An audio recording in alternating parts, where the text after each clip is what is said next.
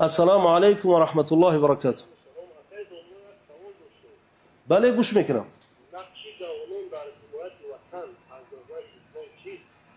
سلامت باشید. دیگر سوال ندارید؟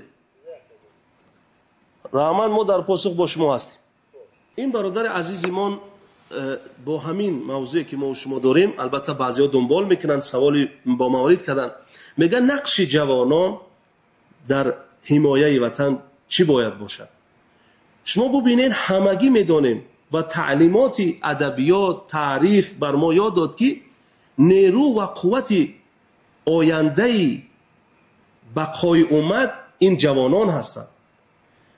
جوانان میتوانند که سهم زیادی داشته باشند در حفظ و حمایه وطن، خصوصا در این شب و روزی که ما دعوت نوعسکران را داریم، سربازان را داریم و امروز در صف قواهای مسلح جمهوری تاجیکستان رفته خدمت میکنن. این هم سهم جوانان است. البته جوانان رو میبرن، ببینید کلان سالانی که حتی خدمت نکردن اونها رو نمیبرن. بسا اینها باید بعضیا از این خدمت قدر و منزلت دینی را نمیدانن، فرار میکنن. شما ببینید پیامبر خدا صلی الله علیه و سلم، روایت صحیحین است، یعنی در صحیح البخاری و صحیح مسلم از ابو هریره رضی الله تعالی عنه روایت است که مرد آمد پیامبر خدا را پرسید درباره ریباط انمون حدود وطن رو میگویند، مرابط انمون سرباز رو میگویند که در اونجا حمایت میکند. در ریباط بودن شرط نیست که در اونجا جنگ باشد.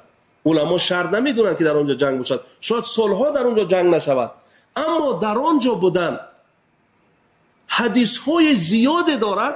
علمای دین میرفتن در اونجا می ایستادن. در زمان گذشته از دیدگاه تعلیمات دین مبین اسلام علمای دین میرفتن در ریباط می ایستادن.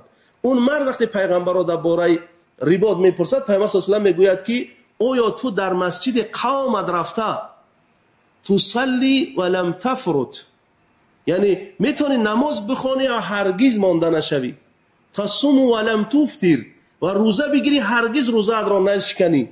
میگه این چگونه میشود؟ میگه و کذالک الرباط، یعنی ریباط این چنین هست.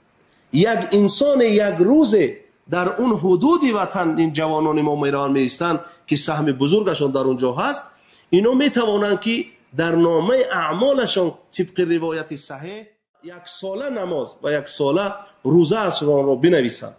و چندین حدیثی از پیامبر صلی الله علیه و سلم در یاد من آمد، من در اینجا برای شما برسانم، خصوصا برای نوجوانانی که امروز دعوت تی نوبتی در سربازان کشور دارند.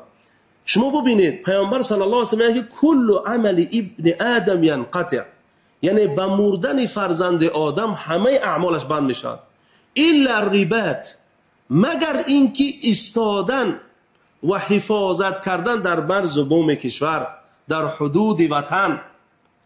لا ینقطع، این قطع نمی شود. انه ینمو له الى یوم القیامه، یعنی تا روز قیامت این زیاد می شود در نام اعمالش.